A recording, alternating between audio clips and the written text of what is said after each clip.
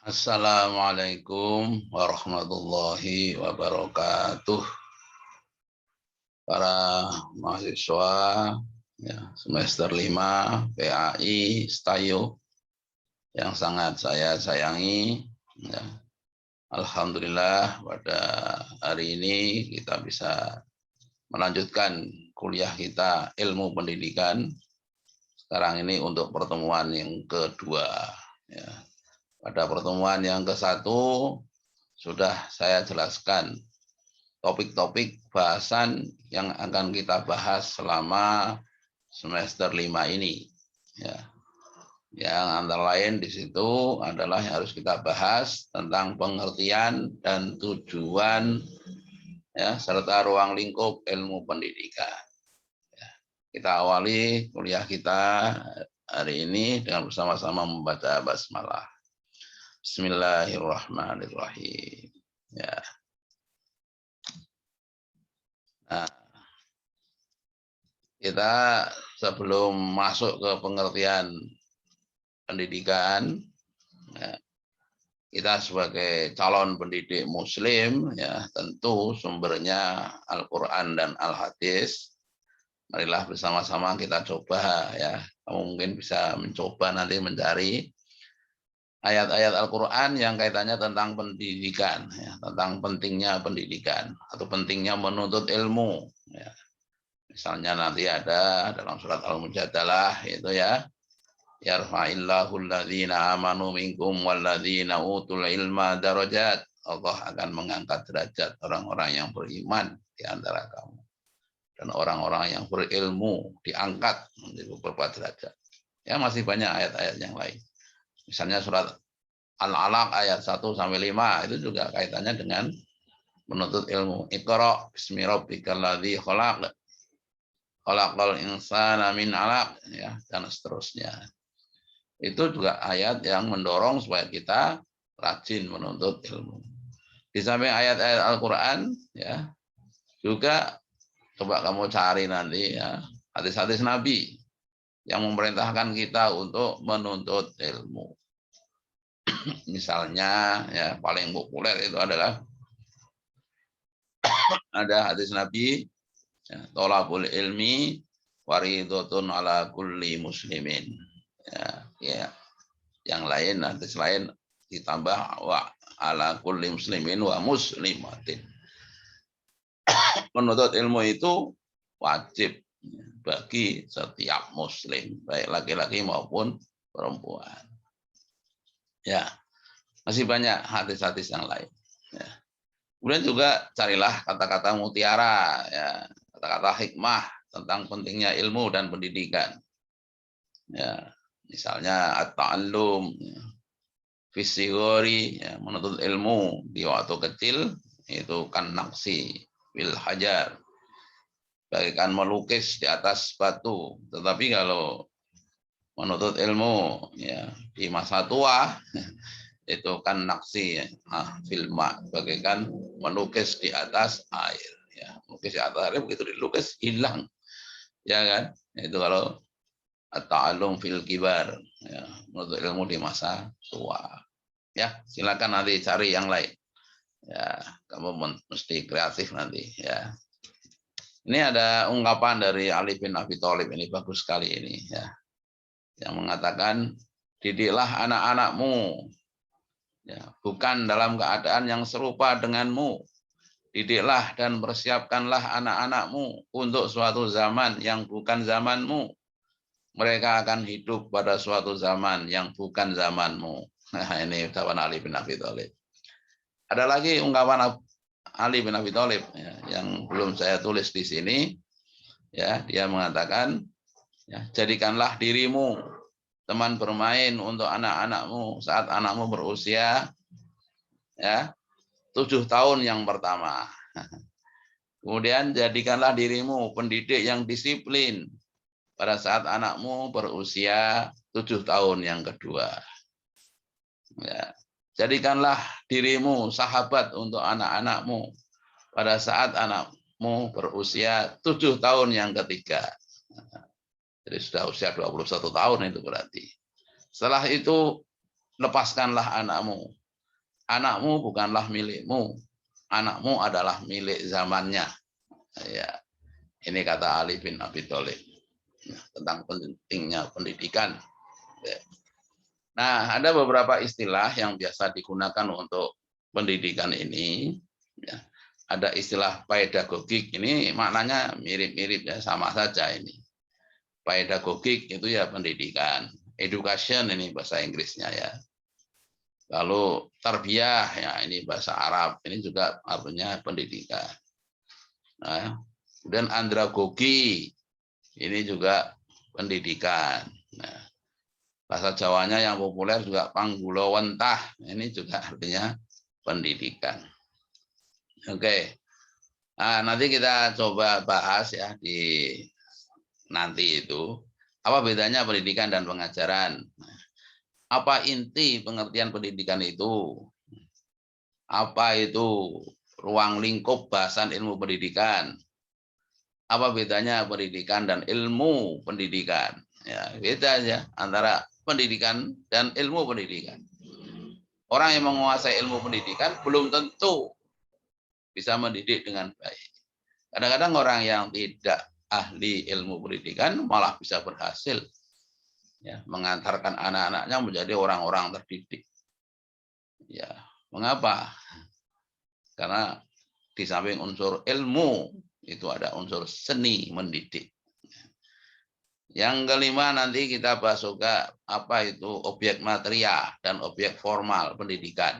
Jadi objek itu bahasanya itu ada dua macam. Objek materia itu materialnya, ya, objek formal itu sudut pandangnya. Ya, dalam ilmu. Misalnya ya, ilmu kedokteran. Itu objek materialnya adalah manusia. Ya. Ilmu psikologi, ilmu jiwa, itu objek materialnya adalah manusia, sama. Lalu bedanya apa? Sama-sama. Bedanya adalah objek formalnya, sudut pandangnya. Kalau ilmu kedokteran itu sudut pandangnya adalah manusia jasmaninya, nah, sedangkan psikologi itu sudut pandangnya adalah manusia dalam jiwanya, gejala-gejala kejiwaannya. Ya, misalnya ada orang pertanyaan, ya, kalau kamu tanya, Pak, yang termasuk sakit hati itu apa? Kalau dokter yang ditanya tentu jawabannya ada liver, ya kan? Ya. Tapi kalau yang ditanya itu ahli fisiologi, Pak, sakit hati itu apa? Jawabannya ya sakit hati itu dengki, iri, ya kan? Nah, beda jadinya. Ya, sama-sama objeknya manusia. Nah, ilmu pendidikan apa nanti objek formalnya dan apa objek materialnya? Objek materialnya ya manusia. Objek formalnya adalah bagaimana manusia itu dalam mendewasakan anak yang belum dewasa ke arah dewasa. Itu objek formalnya. Kemudian juga nanti akan kita bahas juga ya ilmu-ilmu yang berhubungan dengan ilmu pendidikan. Nah, apa coba ya, mungkin kamu sudah bisa menduga-duga. Ilmu pendidikan itu ada hubungannya dengan ilmu-ilmu yang lain. Misalnya ilmu-ilmu yang lain yang sangat mendukung itu ya fisiologi, ya kan? Ya. Kemudian juga ilmu sosiologi, lalu teknologi. Wah, ini termasuk ilmu-ilmu yang berkaitan dengan ilmu pendidikan nanti. Oke, nanti kita dalami lebih lanjut. Kemudian yang ketujuh akan kita jelaskan juga tentang tingkatan makhluk Allah. Tingkatan-tingkatan.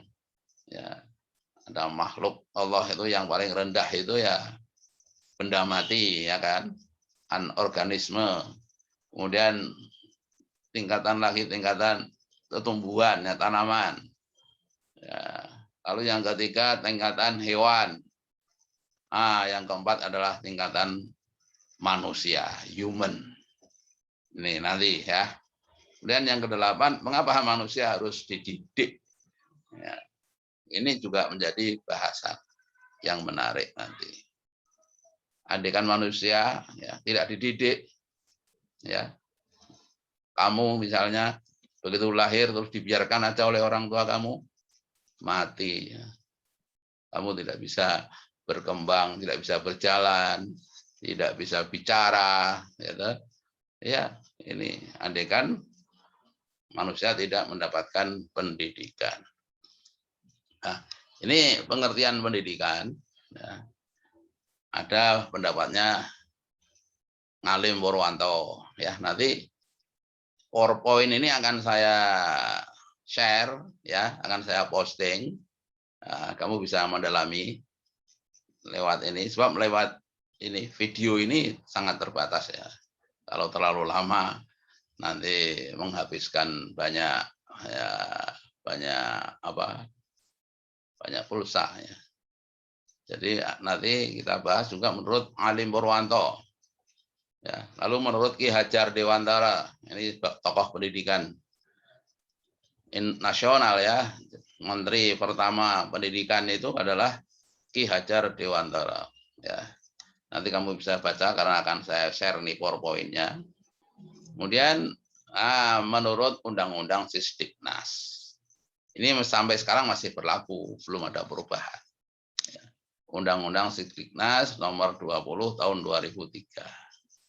Yaitu usaha sadar dan terencana untuk mewujudkan suasana belajar dan proses pembelajaran agar peserta didik secara aktif mengembangkan potensi dirinya untuk memiliki kekuatan spiritual keagamaan, pengendalian diri, kepribadian, kecerdasan, akhlak mulia, serta keterampilan yang diperlukan dirinya, masyarakat, bangsa, dan negara. Wah, definisinya bagus sekali. Ya. Oke. Inti pendidikan itu sebenarnya pendidikan itu merupakan proses hidup manusia. Ya, proses hidup manusia. Manusia itu proses. Itu selalu mesti ada kaitannya dengan pendidikan. Kamu waktu lahir dididik ya, dalam bentuk latihan bisa berjalan, ya, ditetah itu. Dan pendidikan itu adalah usaha sadar. Ada kesengajaan. Ya, jadi seperti orang tua kamu mendidik kamu ya supaya bisa makan ya di tulang pertama kalinya ini ya, itu sengaja. Lalu ada interaksi pendidik dan peserta didik. Ya, makanya ini dengan suasana daring ini interaksi antara dosen dengan mahasiswa menjadi terbatas. Dan pendidikan itu berlangsung seumur hidup. Ya, tidak dibatasi oleh usia tertentu, tapi bisa berlangsung seumur hidup. Ada tujuan yang akan dicapai, ya, dan yang inti pendidikan lagi ada transfer ilmu, ya, pemindahan ilmu ya dari saya, misalnya otak saya ke otak kamu. Tapi juga tidak hanya sekedar transfer ilmu, tapi juga transfer nilai, value, ya, value, nilai-nilai. Ya. Ini ya, maka mencari ilmu itu sebaiknya pakai guru ya, karena supaya ada kemampuan untuk mentransfer nilai. Beda dengan kita hanya sekedar mencari di Google, ya, mencari di mana, mencari itu transfer nilainya sangat rendah. Oke ya, besok kita pelajari apa pendidikan dan pengajaran itu. Bedanya apa? Ya, kan biasa kita ada kata pendidikan, ada kata pengajaran. Nah, lalu bedanya apa kira-kira? Mungkin kamu sudah bisa menduga. Kalau mendidik itu nanti ya sasarannya otak dan hati. Kalau pengajaran itu sasarannya otak. Ya, walaupun nanti dalam praktek antara pendidikan dan pengajaran tidak bisa dibedakan. Oke, kita akhiri ya, cukup sekian.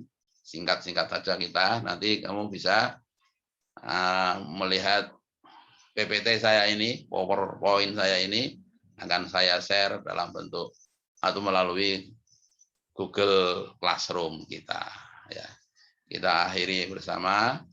Ya. Kalau sekali lagi kalau ada pertanyaan-pertanyaan bisa disampaikan lewat WA, lewat ya bisa lewat WA, bisa apa saja lah. Tentunya kamu bisa langsung telepon, ya Pak tanya ini, asal di waktu-waktu yang saya bisa menjawab. Waktu masih memungkinkan ya. Kalau malam ya sedang tidur nggak bisa. Ya. Tidak bisa menjawab kalau lewat telepon. Ya, kita akhiri bersama dengan membaca Alhamdulillahirabbil alamin. Wassalamualaikum warahmatullahi wabarakatuh.